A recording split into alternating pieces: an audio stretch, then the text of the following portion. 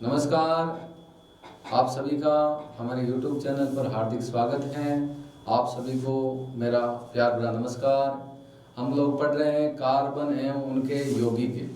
तो इस वीडियो में या इस क्लास में हम लोग पहले तो ये पता करेंगे भाई हाइड्रोकार्बन क्या होता है। हाइड्रोकार्बन तो आप वैसे जानते हुए हो। और जो कार्बन यौगिक के नामकरण है, नामकरण की कुछ स्टेप होती है।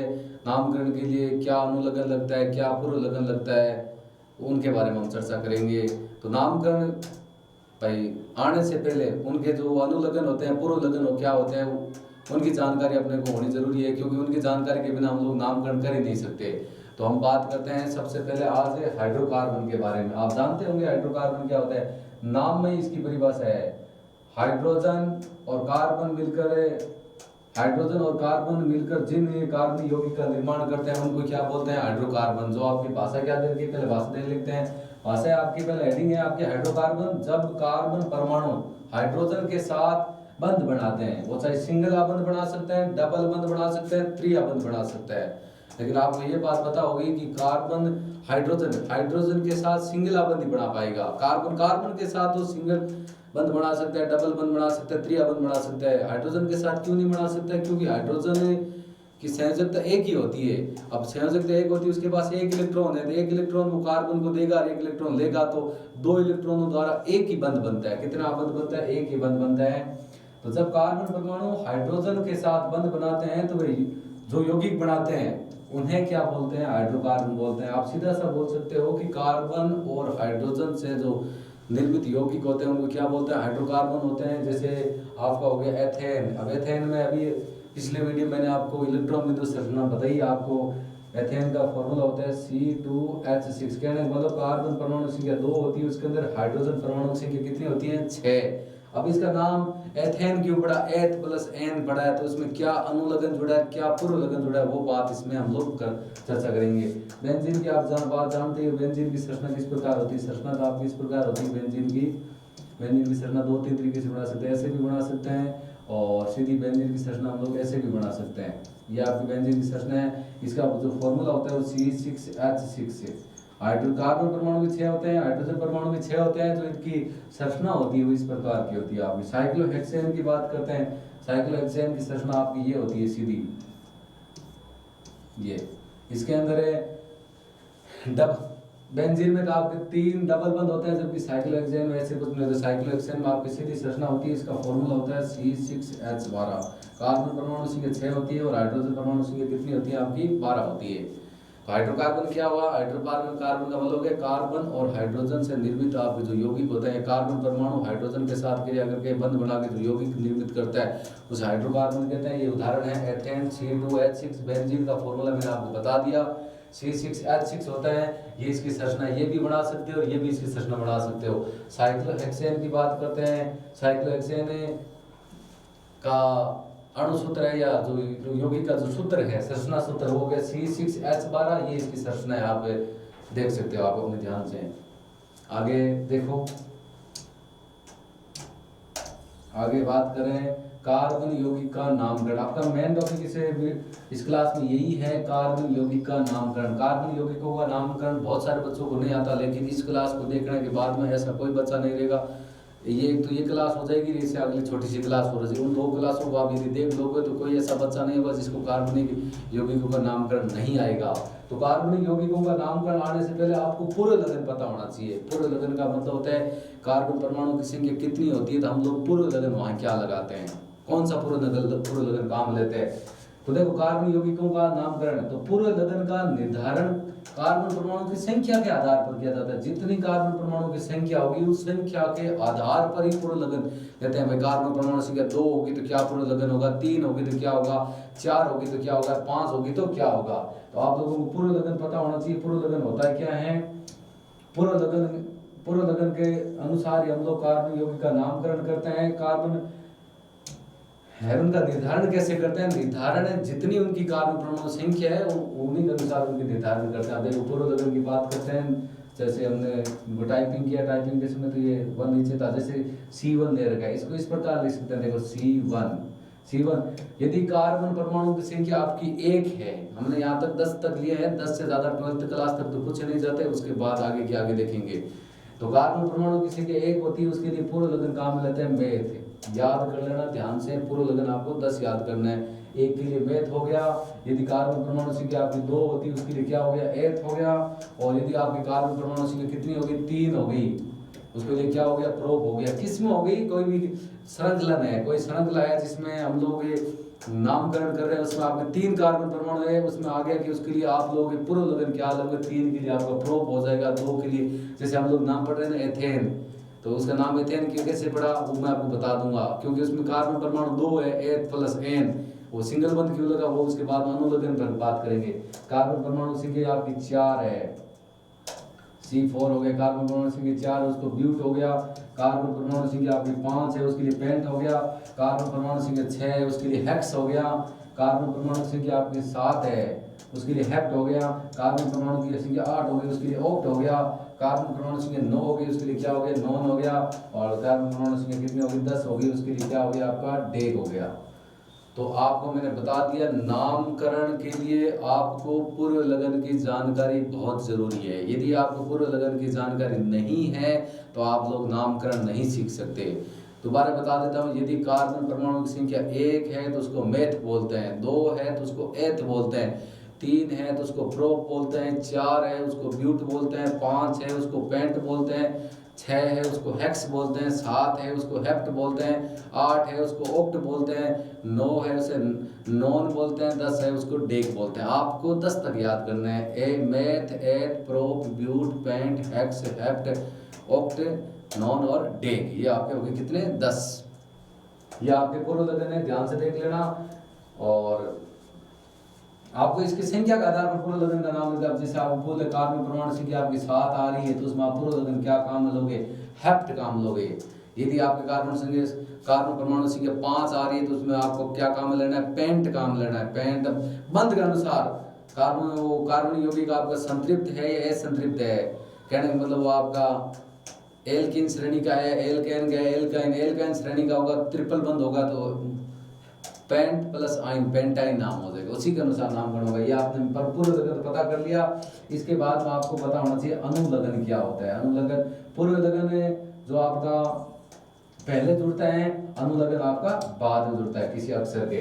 तो अनुलगन का निर्धारण कार्बन व कार्बन परमाणुओं के बीच में पाए जाने वाले बंध के आधार पर किया जाता है। मैं आपको बता देता हूँ, पूर्व लगन का निर्धारण तो हम लोग कार्बन परमाणु की संख्या के आधार पर करते हैं, लेकिन अनुलगन का जो निर्धारण है वो कार्बन के प्रति कौन सा बंध है, उस बंध के आधार पर हम बता सकते हैं। क्या बताएंगे कि इसमें आपका अनुलगन क्या जुड़ेगा। हम सबसे पहले बात करते हैं एकल अबंध। 3 अबंध बनाते हैं, एक एकल बंध होता है, एक आपका द्विअबंध होता है, एक आपका कौन सा बंध होता है, त्रिअबंध होता है। अनुलगन का निर्धारण है कार्बन के परमाणु के मध्य जो बीच में बंद होता है, उन्हीं के अनुसार हम लोग बता सकते हैं कि इसमें हम लोग कौन सा अनुलगन काम लेंगे। आपके अनुलगन है 3 ही है।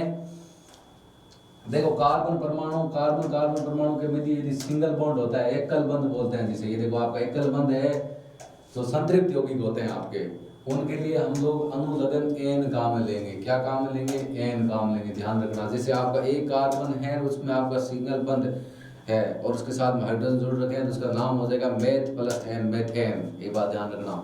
उसी प्रकार यदि कार्बन परमाणु के मध्य डबल बंध है, द्विअबंध है, यदि उसके मध्य कौन सा बंध है, द्विअबंध है, तो उसके लिए आपका अनुलगन इन जुड़ेगा। क्या जुड़ेगा, इन जुड़ेगा, ध्यान रखना हमेशा। और बात करते हैं कार्बन के मध्य त्रिअबंध है, ट्रिपल बॉन्ड है, उसके लिए आपका अनुलगन क्या काम आएगा, उसके लिए आपका काम आएगा आयन काम आएगा। मैं आपको दोबारा बता देता हूँ, अनुलगन आपका किसी जो हम लोग नामकरण करेंगे, नामकरण में बाद में जुड़ेगा, पूर्व लगन आपका पहले जुड़ता है। और इसमें जो अनुलगन है, अनुलगन का निर्धारण कैसे करते हैं, कार्बन के मध्य कौन सा अबंध है। यदि आपका सिंगल बॉन्ड एकल बंध है तो अनुलगन हम लोग इन काम लेंगे। यदि आपका डबल बंध है, डबल बंध हम लोग आइन काम लेंगे। और ट्रिपल बंध है, नहीं, सिंगल बंध के लिए एन काम लेंगे, डबल बंध के लिए इन काम लेंगे, और ट्रिपल बंध के लिए क्या काम लेंगे, आइन काम लेंगे। आपके 3 ही हैं, पहला एन हो गया यदि कार्बन के मध्य सिंगल बंध है, और इन का काम सिंगल बंद के लिए एन काम मिलेंगे, डबल बंद के लिए इन काम मिलेंगे और ट्रिपल बंद के लिए क्या काम मिलेंगे, आइन काम मिलेंगे। किसी कार्बन की पूरी श्रृंखला में एक जगह आपका ट्रिपल बंद आ रहा है ना, तो उसकी जगह मतलब आइन काम लेंगे। एक जगह भी डबल बंद काम आ रहा है तो इन काम लेंगे, और सभी जगह आपका सिंगल बंद है तो हम लोग वहां पर क्या काम मिलेंगे, एन काम मिलेंगे। ये हो गया आपका अनुलग्न। इसके बाद देखो आप इसके बाद मैंने आपको बता दिया कि भाई आपकी जो श्रेणियां होती है वो श्रेणियां तीन श्रेणी होती है आपकी। तीन श्रेणी कौन सी होती है, तो श्रेणी आपकी तीन होती है। एक होगी एल्केन श्रेणी। एल्केन श्रेणी का मतलब ये हो गया कि जिसमें कार्बन कार्बन में सिंगल बंद होता है। कार्बन कार्बन परमाणु कौन सा बंद होता है, सिंगल बंद। इसका संरचना सूत्र मैंने आपको बताया था, टाइपिंग में थोड़ा अक्षर बराबर आ गया, CnH2n+2। ये इसका संरचना सूत्र है, ध्यान रखना। किसका, एल्कीन श्रेणी का संरचना सूत्र। आपकी तीन श्रेणी होती है, एक एल्केन, एक एल्कीन और एक एल्काइन। एल्केन का मतलब हो गया जिसमें कार्बन कार्बन के में डबल बंद होता है, उनमें जितने भी आपके यौगिक आते हैं वो एल्केन श्रेणी में आते हैं। डबल बंद वाले एल्कीन में आते हैं। सिंगल बंद वाला आएंगे एल्केन में, डबल बंद आएंगे एल्कीन में, और ट्रिपल बंद वाले किस में आएंगे, एल्काइन में आएंगे। एल्केन का जो संरचना सूत्र है वो CnH2n+2 है। इसी संरचना सूत्र के अनुसार इनका जितने भी यौगिक है इसी के अनुसार पड़ेगा। जैसे हम लोग यहाँ पर कार्बन परमाणु अपना 2 ले लेते हैं, 2 लेंगे तो आपका जो इसका अणु सूत्र किस प्रकार बनेगा, आप यहाँ पर 2 रखो तो देखो C2 हो गया, 2 लिया यहाँ पर, 2 को 2 से गुणा किया कितना हुआ, 4, 4 और 2 कितने हो गए, 6। तो आपका हाइड्रोजन हो जाएंगे 6। इसका नाम लिखेंगे, कार्बन परमाणु सीधे 2 है, 2 को बोलते हैं एथ। सिंगल बंद है क्योंकि एल्केन श्रेणी में सिंगल बंद होता है, H+N। क्या नाम हो जाएगा, इसका नाम हो जाएगा आपका एथेन। सभी नामकरण हम लोग इसी प्रकार लिखेंगे। पहले हम लोग सिर्फ इसकी जानकारी प्राप्त करते हैं। इस वीडियो में, अगले वीडियो में हम लोग नामकरण करेंगे। एल्कीन श्रेणी है, इसमें आपका +2 होता है, एल्कीन में +2 हटा दो, इसका फॉर्मूला होगा CnH2n। कहने का मतलब इसमें क्या होता है, एल्कीन श्रेणी में क्या होता है, किसी भी आप अणु सूत्र में आप ये देखते हो कि कार्बन की तुलना में हाइड्रोजन आपके डबल है। किसी भी सूत्र में आप देखते हो कार्बन की तुलना में आपका हाइड्रोजन डबल है, तो वो आपका किस श्रेणी का यौगिक है, एल्कीन श्रेणी का। यदि डबल से 2 ज्यादा है, डबल से 2 एक्स्ट्रा है, तो वो आपका कौन सा है, एल्केन से। डबल से 2 कम है तो वो आपका कौन सा है, एल्काइन है। ये बात ध्यान रखना। एल्काइन श्रेणी का सूत्र क्या, इसमें देखो CnH2n+2 है, डबल से 2 ज्यादा है, इसमें पूरा डबल होगा, इसमें डबल से 2 कम हो जाएगा, CnH2n-2 हो जाएगा अपना। इसके तीनों का संरचना सूत्र बहुत बार पूछा गया परीक्षा में। एल्केन श्रेणी का संरचना सूत्र या सामान्य सूत्र क्या होता है, ये आपको ये लिखना है। एल्केन का CnH2n+2, एल्कीन का क्या लिखोगे, CnH2n, और एल्काइन का क्या लिखोगे, CnH2n-2 होता है। ये हो गया आपका। इसके बाद इनकी थोड़ी विशेषता देख लेते हैं। एल्केन श्रेणी की क्या होती है, एल्केन की क्या होती है, एल्कीन की क्या होती है, एल्काइन की क्या होती है। सबसे पहले बात करते हैं एल्केन श्रेणी। तो आपको पता होना चाहिए भाई एल्केन श्रेणी होती क्या है। तो देखो एल्केन श्रेणी, इस प्रकार की जानकारी आपको यूट्यूब में किसी अन्य वीडियो पर आप देख सकते हो। सारी डिटेल कोई नहीं देगा, छोटे छोटे वीडियो अलग अलग तोड़ तोड़ के डाले होंगे, लेकिन हम लोगों ने क्लास स्टार्ट से लेकर लास्ट तक करवाया, उसके बाद उसके क्वेश्चन आंसर भी कराया, आप देख सकते हो। यदि आपको ये भी वीडियो आपके बीच में आ भी गया है तो आप पीछे जाकर पीछे वाला कॉन्सेप्ट देख सकते हैं, आगे जाके आगे वाला देख सकते हो। तो एल्केन श्रेणी का जो सामान्य सूत्र है वो मैंने आपको बता दिया। एल्केन श्रेणी का सामान्य सूत्र होता है आपका CnH2n+2। मतलब कार्बन की तुलना में हाइड्रोजन परमाणु डबल से 2 ज्यादा होता है, दुगुने से 2 अधिक होता है। और इसमें अनुलग्न हम क्या काम लेते हैं, एन काम लेते हैं। मैंने आपको बताया क्योंकि अनुलग्न एन कब काम आता है, क्योंकि एल्केन में कार्बन कार्बन के मध्य कौन सा बंध होता है, एकल बंध होता है। कौन सा बंध होता है, एकल बंध होता है। तीन विशेषता बता दी। सामान्य सूत्र हो गया CnH2n+2 हो गया। उसके बाद में अनुलग्न हम लोग एन काम में लेते हैं। उसके बाद में हमने बता दिया कि एल्केन में कार्बन कार्बन के मध्य कौन सा बंध होता है, सिंगल बॉन्ड होता है, एकल बंध। इस प्रकार कार्बन, ये कार्बन कौन सा बंध हो गया, सिंगल बंध हो गया। 2 कार्बन है तो H+N, एथेन 4 है तो ब्यूट+N, ब्यूटेन 5 है तो पेंट+N, पेंटेन। अगला है अपना एल्केन श्रेणी। ये लो आपको एल्कीन श्रेणी की आपको 4 विशेषता बता दी हमने। एल्कीन, जिसमें पहला क्या था, एल्कीन श्रेणी का सामान्य सूत्र हमने बता दिया। सामान्य सूत्र होता है CnH2n। कार्बन परमाणु की तुलना में आपका हाइड्रोजन परमाणु डबल होंगे, CnH2n हो गया आपका। ये हो गया इसका सामान्य सूत्र। अनुलग्न आपका क्या हो जाएगा, अनुलग्न हम लोग कहाँ मिलेंगे, इन। क्यों कहाँ मिलेंगे, क्योंकि कार्बन परमाणु के मध्य कौन सा बंध होता है, द्विबंध होता है। और एल्कीन के जितने भी सदस्य होते हैं उनको ओलिफेन्स बोलते हैं। क्या बोलते हैं, यह एक अलग विशेषता बताइए आपको। एल्कीन श्रेणी के जितने भी सदस्य होते हैं, चाहे वो एथीन है, प्रोपीन है, ब्यूटीन है, पेंटीन है, कुछ भी हो, इन जुड़ेगा पीछे कोई भी सदस्य है, उन सारे सदस्यों का एक ही नाम है, उनका नाम है ओलिफेन्स। क्या नाम ओलिफेन्स, पूछा नहीं जाएगा, लेकिन मैंने आपकी जानकारी के लिए आपको बताया है। अपने को ये 3 जानकारी पता होनी चाहिए। एल्कीन का सामान्य सूत्र CnH2n अनुलग्न हम लोग ईन काम में लेते हैं। और क्यों काम में लेते हैं, क्योंकि इसमें एल्कीन श्रेणी में कार्बन कार्बन के मध्य कौन सा बंध होता है, डबल बंध, दिया बंध होता है। आपको यदि 2 विशेषता पूछते, 2 विशेषता पूछते हैं तो ये 2 लिख दो, 3 पूछे, ये लिख दो, 4 पूछे तो ये लिख दो। आपको मैंने तो 4 विशेषता बताई है।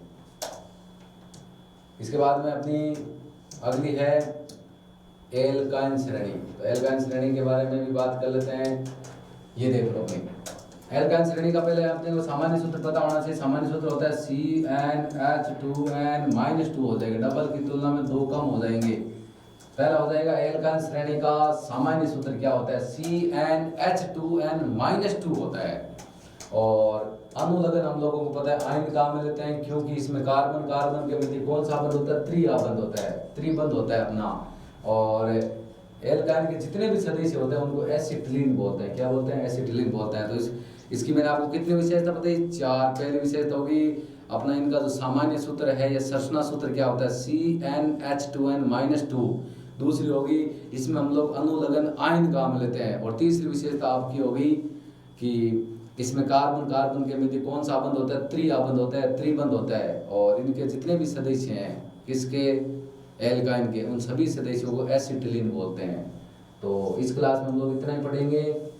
इसमें हम लोगों ने क्या बात की है, एक तो हाइड्रोकार्बन की परिभाषा के बारे में बात की है, उसके साथ में जितने भी किसके बारे में कि जो कार्बन यौगिकों के नामकरण है, नामकरण के लिए क्या जरूरी है, एक तो पूर्व लगन और एक आपका क्या जरूरी है, अनुलग्न, उनके बारे में बात कर ली। और उसके साथ में एल्केन, 3 श्रेणियां, एल्केन, एल्कीन और एल्काइन, उनकी क्या क्या विशेषता होती है, क्या क्या गुण होते हैं, क्या क्या उनके सामान्य सूत्र होते हैं, उनके बारे में बात कर ली। यदि ये क्लास आपको अच्छी लगी है, अपने दोस्तों के साथ इसको खूब शेयर कीजिए और हमारे वीडियो को लाइक कीजिए और चैनल को सब्सक्राइब कीजिए। Thank you. जय हिंद, जय भारत।